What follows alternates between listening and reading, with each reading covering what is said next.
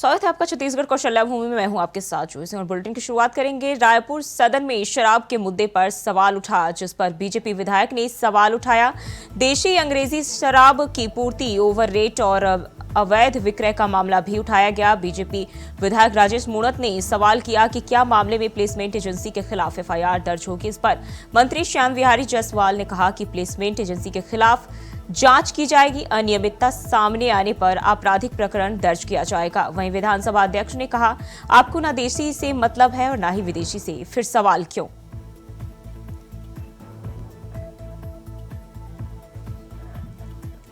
तो सदन में शराब खरीदी का मुद्दा उठा और प्लेसमेंट एजेंसी के खिलाफ जांच की बात कही गई है। शराब की खरीद और बिक्री पर सवाल उठ रहे हैं, तो प्लेसमेंट एजेंसी के खिलाफ जांच होगी, ऐसा कहा गया है। और सदन में शराब का मुद्दा जोर शोर से उठा और इसी दौरान बताया गया कि एजेंसी के खिलाफ जांच की जाएगी। शराब की खरीद बिक्री का मुद्दा है जो कि सदन में जोर शोर से उठाया गया और बताया गया कि प्लेसमेंट एजेंसी के खिलाफ जांच की जाएगी, साथ ही अनियमितता पाने पर कड़ी कार्रवाई भी होगी।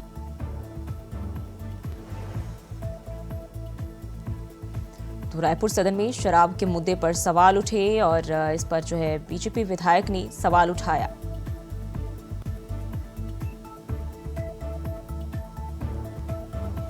तो देसी अंग्रेजी शराब की आपूर्ति, ओवर रेट और अवैध विक्रय का मामला उठाया गया और वहीं कहा गया है कि प्लेसमेंट एजेंसी के खिलाफ कार्रवाई की जाएगी। तो सदन में शराब खरीद बिक्री का मुद्दा जोर शोर से उठाया गया।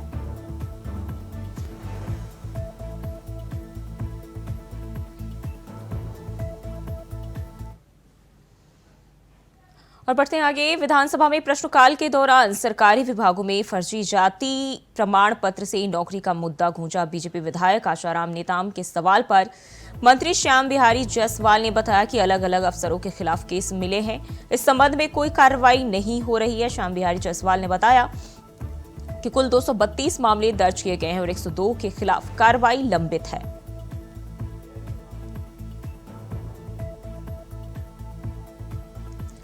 तो 102 के खिलाफ कार्रवाई लंबित बताया गया है और फर्जी जाति प्रमाण पत्र का भी मामला इससे नौकरी मिलने का मामला इस दौरान उठाया गया। और विधानसभा में प्रश्नकाल के दौरान सरकारी विभागों में फर्जी जाति प्रमाण पत्र से नौकरी मिलने का मुद्दा गूंजा और बताया जा रहा है कि इसमें 102 के खिलाफ कार्रवाई अभी लंबित है।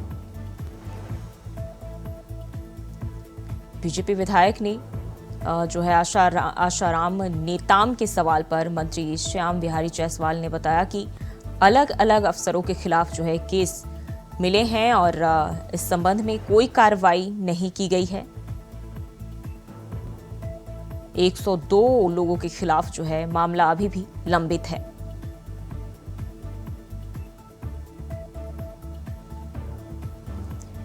तो फर्जी जाति प्रमाण पत्र से नौकरी का मामला है, जहां मंत्री ने बताया कि 232 मामले दर्ज है, जिसमें 102 के खिलाफ कार्रवाई लंबित है।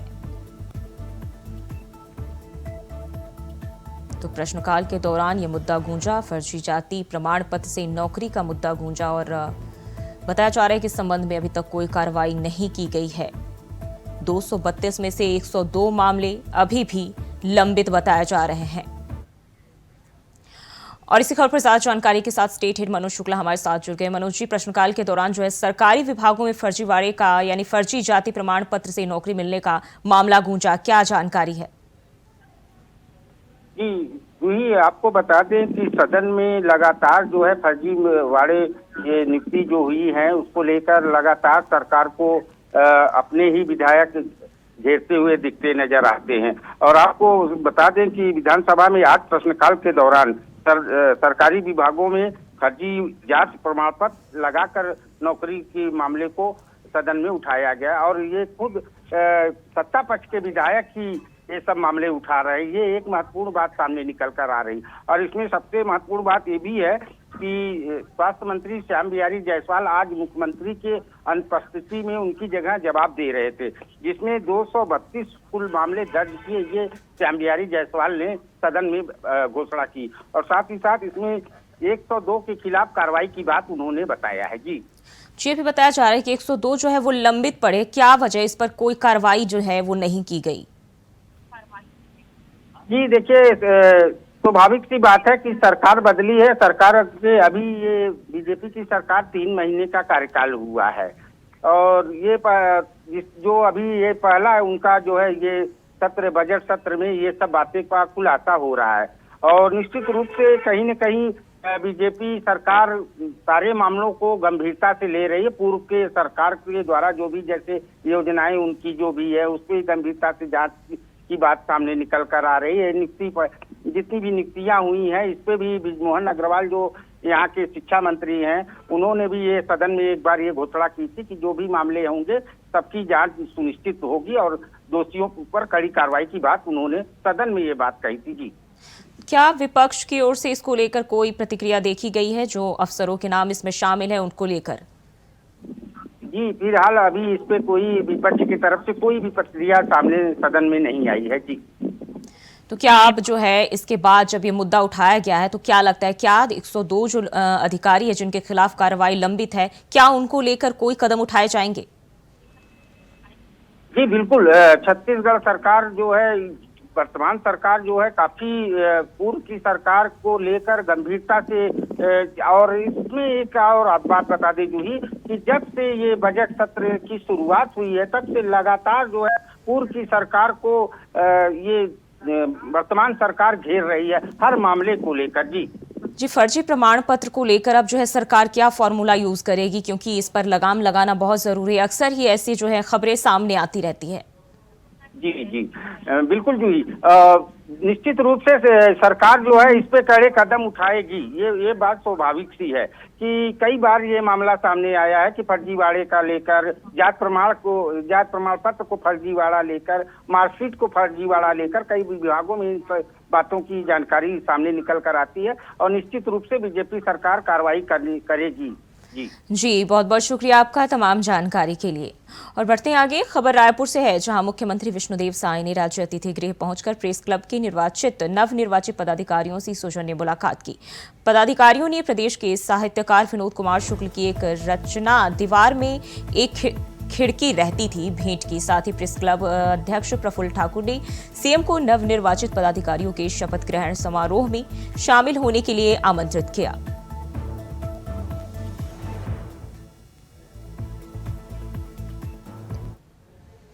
वहीं खबर रायपुर से है, जहां महिला एवं बाल विकास तथा समाज कल्याण मंत्री लक्ष्मी राजवाड़े ने शासकीय आवास कार्यालय का विधि विधान से पूजा कर शुभारंभ किया। आपको बता दें कि मंत्री लक्ष्मी राजवाड़े को शंकर नगर में बंगला नंबर D7 और D8 आवंटित हुआ है। इस दौरान उनके परिवारीजन, विभागीय अधिकारी और कर्मचारी भी मौजूद रहे।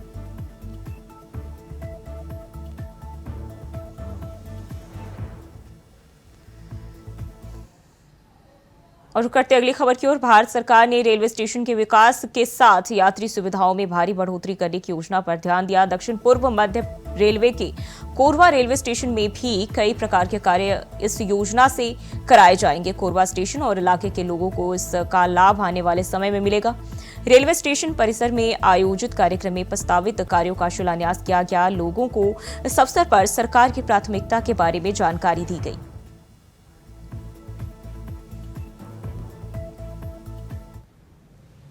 और रुक करते अगली खबर की ओर, खबर धमतरी से है, जहां देश की हर पीढ़ी को राजनीतिक रूप से जागरूक रहना बेहद जरूरी है और इसी उद्देश्य से धमतरी में स्कूली बच्चों को भारत में होने वाली चुनाव और खासतौर पर ईवीएम से होने वाले मतदान के बारे में देखने और समझने की एक पहल की गई है। स्कूली बच्चों को ईवीएम मशीन, वीवीपीएटी और इसमें किस तरह से वोट डाले जाते हैं यह समझने के लिए धमतरी कलेक्ट्रेट में स्कूली बच्चों के लिए ईवीएम प्रदर्शनी लगाई गई, जिसमें चुनाव में ईवीएम मशीन का ऑपरेशन भी दिखाया गया। अभी हम ईवीएम प्रदर्शन केंद्र में आए हैं लोकसभा। यहाँ हम देखे हैं कि यानी कि चुनाव आयोग में कैसे यानी कि हैं, हमें पता चला कि यानी कि वोट डालने के लिए सब चीज़ करने होते हैं। यहाँ पे जो मशीन है उनको देखे हमें पता चला कि ऐसे वोट डालते चुनाव आयोग के लिए। तो हम लोग ELC क्लब के मेंबर हैं और यहाँ इलेक्ट्रॉनिक वोटिंग मशीन को बच्चों को दिखाने, ELC क्लब के मेंबर हैं सभी बच्चे, उनको दिखाने के लिए आए हैं ताकि ये जाकर के अपने गांव में, अपने मोहल्ला में ELC वोटिंग मशीन का प्रचार प्रसार कर सके। इस उद्देश्य से यहाँ पर आए। लोग EVM क्लब देखने आए थे, वोट कैसे डालते हैं, कैसे वो करते हैं, कैसे डाला जाता है, उसका सही कैसे मतदान किया जाता है, उसके बारे में आए, पता चला कि ऐसे डालते हैं, सही है कि गलत है, सबको बताते हैं। पहले बार आए, अच्छा लगा देख के। कुछ सीखना भी मिला। हाँ, कुछ सीखने को मिला, कैसे डालते हैं, इसका कैसे पता कितने में डालते हैं। ये खबर बलरामपुर से है, जहां ग्राम पंचायत बड़की महरी में लगभग 1 साल से हितग्राहियों को वृद्ध एवं विधवा पेंशन नहीं मिल रहा है, जिसके लिए उन्हें परेशानियों का सामना करना पड़ रहा है। परेशान हितग्राहियों ने अपनी शिकायत DM से करते हुए पेंशन देने की मांग की है। आपको बता दें कि हितग्राहियों ने सरपंच सचिव पर गंभीर आरोप लगाते हुए बताया, जब उनसे इस संदर्भ में बात की जाती है तो सरपंच सचिव उन्हें गुमराह कर देते हैं। सर, मैं घूमता हूँ तो बहुत जगह बताते हैं मेरे को साल भर से पैसा मिल नहीं रहा है, कोई 6 महीना, कोई 7 महीना इसे बताते हैं। ये तो मैं बहुत ही जना का 50 से ऊपर होंगे जो नहीं मिला है उसे साल भर से। पैसा अभी नहीं आया है तो ये लनफन बता के गुमराह कर देते हैं हितग्राहियों को। कोई भी तो आवेदन बनवा रहे थे, उस जगह गया था सचिव, तो कह रहा है कि अभी 2-4 दिन में हम बंटवा देंगे, और साल भर से नहीं बंटा है और 2-4 दिन में बांटने के लिए तैयार हो गया। और खबर सरगुजा से है, जहां राज पवित्र पुलिस अधिकारियों के नेतृत्व में 2 सेक्टर प्रभारी नियुक्त करते हुए सरगुजा पुलिस ने 6 अलग अलग पुलिस टीमों का गठन किया, जो सार्वजनिक रूप से खुले में शराब पीने वाले व्यक्तियों पर सख्ती से कार्रवाई की। और पुलिस टीम के कुल 71 पुलिस अधिकारियों कर्मचारियों ने शहर के अलग अलग क्षेत्रों में कार्रवाई करते हुए अभियान चलाया। मिली थी कि अवैध रूप से लोग खुले में जा करके शराब का सेवन कर रहे हैं, जिस पर अलग अलग टीम बना करके आज CSP सर के मार्गदर्शन में आज कार्रवाई की जा रही है, और कार्रवाई जारी है अभी। और वहीं कांकेर लोक निर्माण विभाग के अधिकारी के साथ ठेकेदार द्वारा मारपीट का मामला अब तूल पकड़ने लगा है। गौरतलब है कि कुछ दिन पूर्व एक ठेकेदार ने टेंडर विवाद के चलते लोक निर्माण विभाग के एक वरिष्ठ अधिकारी के घर में घुसकर मारपीट की थी, जिसकी शिकायत पुलिस थाने में पीड़ित अधिकारी ने दर्ज कराई। वहीं आज लोक निर्माण विभाग के कर्मचारी और इंजीनियर, सब इंजीनियर ने ठेकेदार के खिलाफ कड़ी कार्रवाई करने की कलेक्टर से मांग की है, और मांग करते हुए कलेक्टर परिसर में तहसीलदार को छत्तीसगढ़ डिप्लोमा इंजीनियर एसोसिएशन के बैनर तले ज्ञापन भी सौंपा। वहीं ठेकेदार के खिलाफ कार्रवाई नहीं होने पर काम बंद, कलम बंद करने की चेतावनी भी दी। ऐसा है, जो घटना संबंधित ठेकेदार द्वारा विगत 23 तारीख को की गई है, उनके साथ हाथापाई की गई, मारपीट गई। एक अनुबंध अधिकारी और ठेकेदार दोनों मिलजुल के काम करना रहता है ना। बहुत समझाइश करने के बाद भी उन्होंने टाइम पे काम नहीं कर पाया, और टाइम न करने के बाद भी उनको समझाइश दी गई कि आप सही कीजिए, समय पे कर दीजिए काम, और जैसा अनुबंध में होता है वो अनुबंध नियम अनुसार ही कार्यवाही किए हैं साहब ने, जो भी किए हैं। तत्पश्चात भी वो जाके ऐसा गाली गलौज करना, मार पीट करना किसी भी तरह से अनुचित नहीं है ना। और उस अनुचित कार्य को भी ठेकेदार द्वारा उचित ठहराया जा रहा है, ये हमारे हिसाब से सर्वथा गलत है। 2024 को मतलब AC साहब हमारी कांकेर है ना, उससे मतलब कुछ ठेकेदार द्वारा हाथापाई किया है। उसी संबंध में हम यहाँ पर विज्ञापन देने आए हैं, है ना। और घटनाक्रम इस प्रकार के था कि मतलब केसकाल बांसकोट अमरावती 1 से 9 को BT रिन्यूअल का कार्य करना था, है ना। 17/5/2023 को शैलेंद्र शर्मा, जो बिनाका कंस्ट्रक्शन के नाम से कांकेर का है, उसको काम करने के लिए दिया गया था, परंतु उनका टाइम था 16/8/2023 तक के कार्य को पूर्ण करना था। हमने 2 बार 3 बार चिट्ठी लिखने के उपरांत भी इनके द्वारा कोई जवाब नहीं दिया, और लास्ट में कुछ काम किया। और रुक करते अगली खबर की ओर। महासमुंद जिले के तुमगांव थाना प्रभारी नितेश सिंह के खिलाफ सर्व आदिवासी समाज ने पुलिस अधीक्षक से शिकायत की। पुलिस अधीक्षक ने थानेदार को निलंबित करने और जिले से बाहर करने की मांग की। वहीं कार्रवाई नहीं करने पर आंदोलन की चेतावनी भी दी। आपको बता दें, उसके कुछ दोस्तों का तुमगांव पेट्रोल पंप के कर्मचारियों के साथ लड़ाई हो गई, जिसकी रिपोर्ट पेट्रोल पंप के कर्मचारियों ने तुमगांव थाने में कराई, जिस पर थानेदार ने तीनों आरोपियों को गिरफ्तार कर उनके सर मुड़वा दिया और जेल भेज दिया। इस बात को लेकर सर्ववासी समाज ने कार्रवाई की मांग की है। थाना तुमगांव में टकला कर दी है, मतलब यानी मुंडन करा दी। पता नहीं मतलब का बात बर मुंडन कराई से, लेकिन वो जो भी वैसे धारा लगाना उचित है, लेकिन मुंडन कराना उचित नहीं है। ये बात आज मैं का बोल सकूं, का बोल के बोलूं, वही बात मुझे अच्छा नहीं लगी। हाँ, मारपीट हो है एक साथ, सब चीज हो है, मैं भी समर्थन कराता हूँ। अगला गाली गलौज करा से तो अब उतना टाइम मारपीट हो। ये 21 तारीख को घटना है रात में। कहाँ हुई थी मारपीट? Tumgaon petrol pump. खबर महासमुंद से है, जहां बोरियाज गांव के सैकड़ों महिला पुरुषों ने कलेक्ट्रेट पहुंचकर पूर्व विधायक प्रतिनिधि तोषण कनौजी की शिकायत कर कार्रवाई की मांग की है। शिकायत पर कार्रवाई नहीं हुई तो ग्रामीणों ने आंदोलन करने की बात कही है। आपको बता दें कि पूर्व विधायक प्रतिनिधि पिछले 2 साल से राजनीतिक दबाव बनाकर गैर कानूनी रूप से सरकारी उचित मूल्य की दुकान चला रहे हैं। राशन नहीं मिला था हमारे गाँव के सोसाइटी से, एक नाम से आए हैं 46 जन ला भी राशन ये महीना नहीं मिले है। फरवरी के एंट्री बस हो है, एंट्री कर चुके हैं 46 जन के, मतलब राशन कार्ड नंबर से, और 46 जन ला अभी राशन नहीं मिले है। विगत 2 महीने से शक्कर का तो नाम ही नहीं। माटी तेल खैर महंगा है इसलिए नहीं ले रहे हैं, इसके बारे में मैं नहीं बोलूंगा, क्योंकि माटी तेल महंगा है इसलिए नहीं ले पा रहे हैं, हितग्राही खुद नहीं ले पा रहे हैं। और छत्तीसगढ़ को शल्य भूमि में फिलहाल के लिए बस इतना ही। खबरों के लिए बने रहिए इंडिया वॉइस के साथ।